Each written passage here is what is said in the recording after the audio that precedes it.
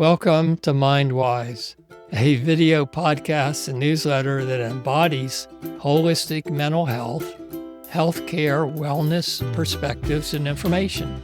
I am your host, Ron Parks, MD, a writer, teacher, and consultant. Today, I'm excited to introduce our video podcast guest, Derek Crager, founder of Practical AI.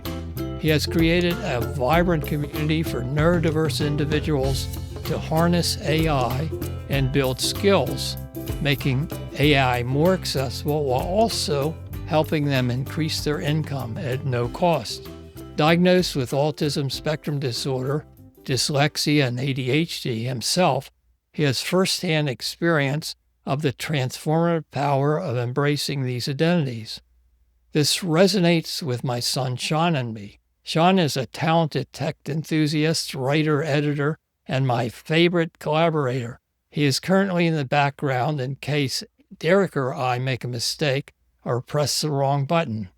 Highlights of Derek's career include developing one of Amazon's high-rated training programs, which showcase the potential of AI and illustrate how thoughtful understanding combined with the right tools can unlock its power and benefits.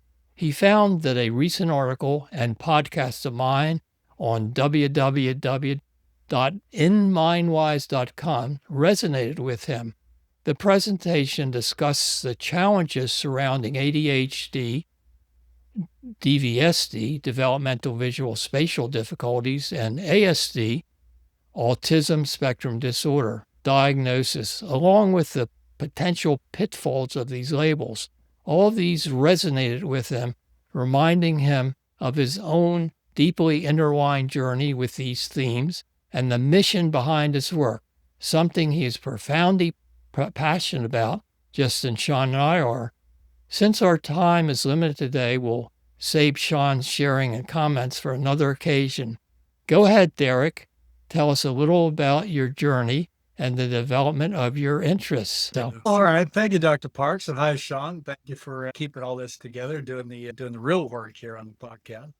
But appreciate the intro. And yeah, my background, I was age 50 by the time I was diagnosed. And when I was diagnosed, Dr. Parks, I literally cried for over a 2-week period. And some of it was just like putting the pieces together, having an absolute rather than just the anxiety of not knowing. I suspected for a while, but until that diagnosis, it really set in. And this actually happened while I was working at Amazon, and I was there on the learning team, and I built out training programs for our reliability team, which is the maintenance and engineering people, which a lot of that consists of people on the spectrum because they're technical and analytical, and then they do well. We do well in those roles. I actually embraced my diagnosis, and I would put taglines on my corporate email. And I said, hey, I use dyslexic font, so if anything looks different, this is why. It helps me read better. And I'm autistic, so if something comes across as unclear, please just tap me on the shoulder and let's walk through it, because we both know it's easy to confuse intent and impact when it comes to any message that's written where it's not live. That's how I got my feet wet into that. I really lit up once I got that diagnosis and embraced it. It's very good, Derek, but you liked my article, but basically I was saying, putting it to the kind of minds wanting to think out of the box, it possibly actually might be another reason for a lot of these things, which in time might be another better label to understand and maybe to direct some of our work and focus and workarounds, and especially the visual-spatial memory part. It's like a part of the brain where if you don't have that really as a working partner, you're more dependent on the left part of your brain, which is more analytic and has its own way of putting components in a pattern, which it's in my opinion, its own type of memory. So what that does, basically it creates all the symptoms you see in these other diagnoses.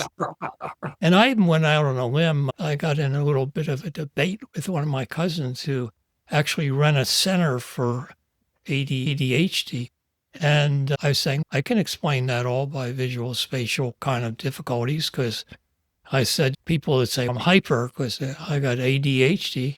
I'd say, of course, anybody that or has those difficulties has to go to all the extra work to do the workarounds to get things done or for memory is going to be very anxious and it's going to be traumatized from worrying about getting that. And also it inhibits person for having good recognition qualities like facial characteristics, things like that. They just don't get held. So you can get that, but you have to do a lot of workarounds and patterns to get the same thing. So Yeah, anyway, I agree with that. There's that pattern recognition. And I should say, I wanted to mention this earlier. Humanity, it seems, likes to label and categorize, right? That's just a natural tendency for us. There's a statement that I keep in close part of my mind. It's label me and you negate me. So it wasn't so much that I was diagnosed with something specific, is that I was put in a bucket with other people like me. And now I have communities that I can connect with regardless of the label, and that leverage there, just being able to commiserate. I don't know if that's a good word or yeah, not. yeah, it's fun to try to see these things more as difficulties. And of course, AI has offered a real opportunity and I'm dependent on it, but sometimes actually, Derek, I was just writing an article and I said, well, I'm going to try to, maybe I won't mention the program. It's AI thing to summarize this kind of academic article. It was a long one. So I looked at it, I said, wow, it did it in 30 seconds or something. And I said, oh, this is brilliant. Look at this. But then, being obsessive as I am, I started reading through and realized that things were distorted. They just didn't make sense. Yeah. So I ended up having to go back and reread the whole article and actually write my own summary. But there are those things. What are some of the AI things that you've been developing or working with or found helpful for people? So we'll say on the spectrum. I like that term because I think, let me just say quickly that when people talk about developmental visual spatial problems, the reason that's not prominent is that the official labelers and categorizers, the DSM-5 in psychiatry and psychology, haven't really did all the work to get that officially put in the compendium. So then it's not commonly referred to. I think in the old days, it just used to, school psychologists used to call it the spatial difficulties or learning and that things, but they didn't go too far past that. I think I'm interested in refining, developing that. They have a large team at Columbia University who's working on that now as we speak. It's great that people are working on this and identifying and getting past labels and into issues. The visual spatial disorders, there is no facts, there's just perspective that we have. So if we're looking at something through a fisheye lens, we see it different than somebody looking at the same thing through a magnifying lens. And that perception is what we process. So if I say, when I was a kid, I always asked, how do I know red is red? How do I know blue is blue? Maybe I see things differently than somebody else. And I think that should be a premise to every conversation that we have. Let's just state that we might see things differently than somebody else. And how does that affect the outcome?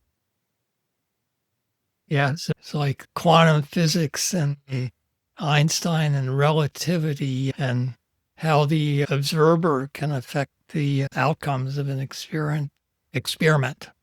Yeah, 100%. I also keep in mind the six blind men and the elephant that's describing the same thing differently because they're on different parts of the elephant. There's lots of overlap and segmentation. But as far as this realm and how I leveraged AI, I see patterns and many of us see patterns. And really that's all AI is. It's recognizing patterns. And AI really speaks to the analyticals out here. It speaks to me directly because this thing that they call prompt engineering, if you create a good question, then you're going to have good answers. But if you create a poor question, you're going to claim that AI is hallucinating or is making things up.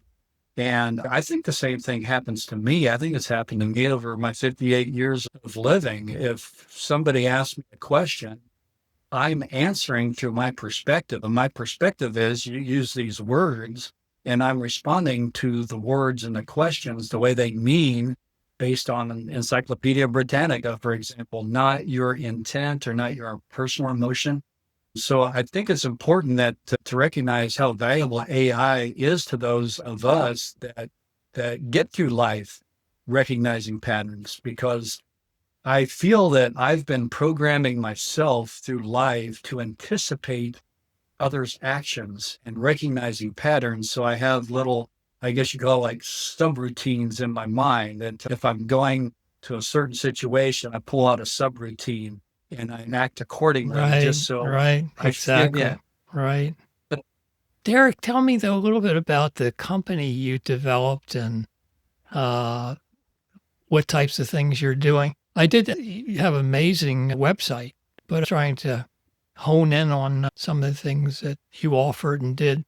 Maybe you could tell us about that, because I think it's amazing that there's a company like thank you. yours.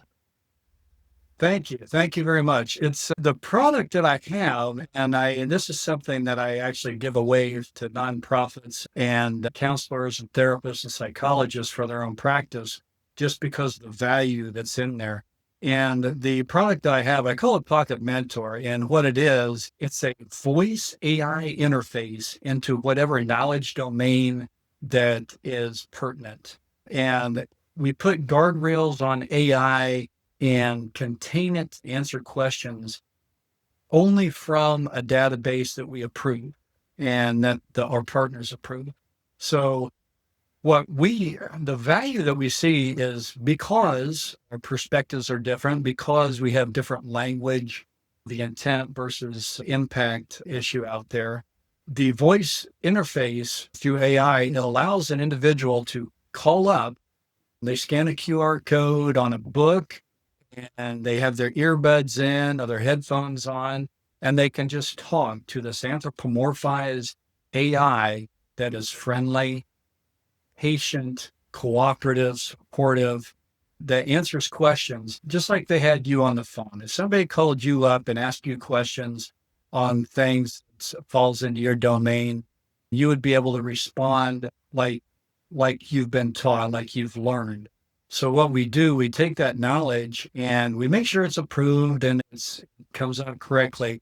But this allows scalability of knowledge. So instead of a one-on-one scenario, we can actually scale someone's knowledge or a process knowledge, or in the case of business, SOPs, standard operating procedures, and we containerize that.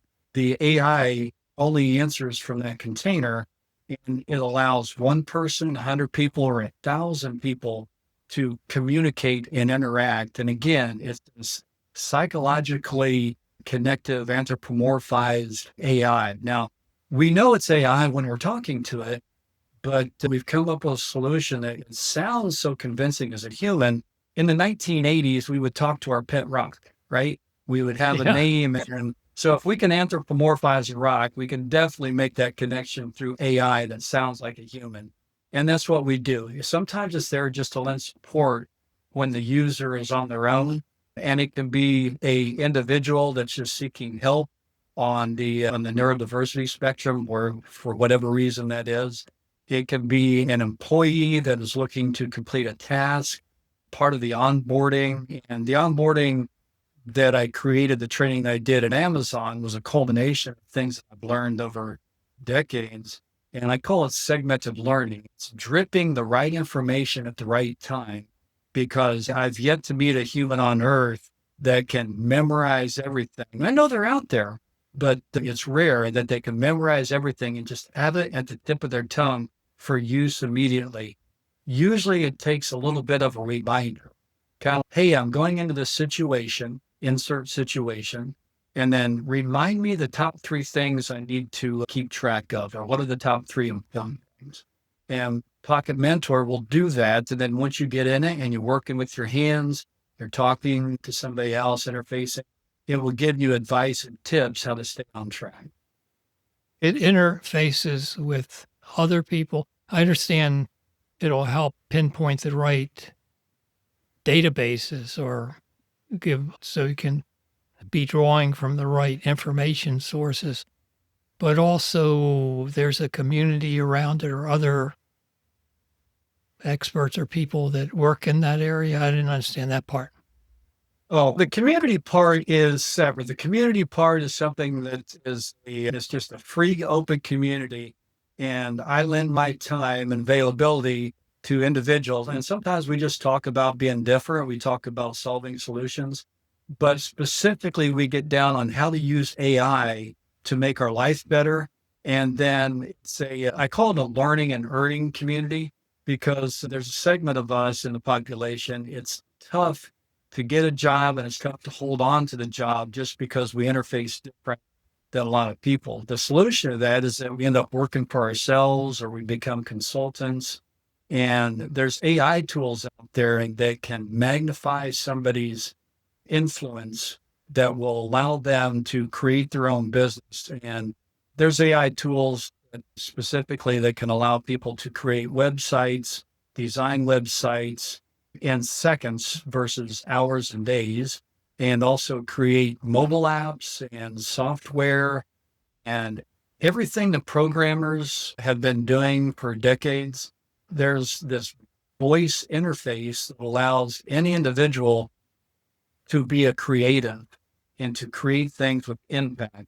And that individual, they no longer are required to be programmers. They just need to be able to describe what they're looking for and then leverage AI to build it for them. And then they make adjustments and changes all through voice. And I help that group and I don't charge anything for it. I answer questions. We have Q&A sessions. We have people that will lead demonstrations and in a webinar scenario online, Zoom, etc. And it's just a people helping people community is what it comes down to. That's really amazing. It reminds me of a project I'm working on now. It's how people that are in mental health crisis, maybe even to the point of suicidality, and the models we have today, and that's what I'm working on this paper, are somewhat dependent on you having a significant other or getting to a significant resource who will pull from a certain model. And yeah. But anyway, so it's these two programs that really you're developed. Do you have other people, staff that work with you, or how do you? I do. We have, 3 people in the United States here. I have a partner / developer in Ottawa, Canada, and I have a couple developers in Europe that I work with on a regular basis. Oh, this has been very enlightening. I'm thinking, gee, there might be a lot of things that would help me to help a lot of other people. And of course, my stage of the career, that's all what I'm about.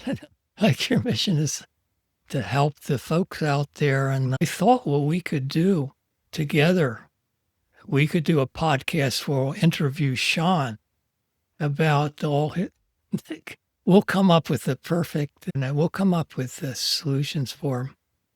But there might be some specific things we could go into greater depth. I just wanted people to know what you're doing and how there's just a beautiful part of AI which most people miss. And I must admit, in the beginning of this, I was a little angry at the AI program, but actually, I probably didn't ask the right questions. Yeah. Or if I stayed with it, I probably could have honed down on that. That's one of the levers that AI can push. It can act as an intermediary or a translator, even if it's English to English. It can act as the intermediary to, this is what I meant. So that knowledge can be saved, and then whoever's using that knowledge can have their personal translator through the AI, and they can interface with the AI, and the AI can understand the position that the individual is from their perspective. The AI can understand the perspective of both sides, I guess is really what I wanted to get at. And it can act as that interface to make the knowledge digestible on a one-on-one basis. Instead of a one-to-many, it's a one-size-fits-one scenario here. That's the scalability of AI and the biggest power that I see from it. Yes, Derek, we're going to have to end. I wanted to just have you on and to see the exciting stuff here. Do you have any questions you want to ask us or ask me? If there's any use case that you think we could apply this to, whether you have an answer now or later, just let me know, because I'd love to support what you're doing. I would like to develop this, actually what I'm writing now. I think that, well, one thing I've found in my career, so many people really that were labeled with all things, they really were struggling with neurodiversity. And I'm talking specifically about visual-spatial things. And those really weren't being addressed. They were being labeled and put on as or other kind of things. And sometimes they were life-saving, but other times the person was just stuck on all these things without letting them come into their personhood, you might say. No, I love that, Derek. Sean, do you have one last question? No. I think it came in time to warn us about getting too caught in our conversation. Anyway, Derek, so we'll keep in touch, and that's certainly a good offer. All right. I appreciate your interest. Please share with others. Thanks to Sean Parks, editor and project manager, for valuable contributions in editing. Subscribe to Substack newsletter and podcast, again at www.inmindwise.com. All content is created and published for educational purposes only. It should not be considered as a substitute for professional or medical services or guidance. Always secure healthcare providers' care regarding medical or mental health conditions. This communication does not provide medical diagnosis, recommendation, treatment, or endorsements. Thank you.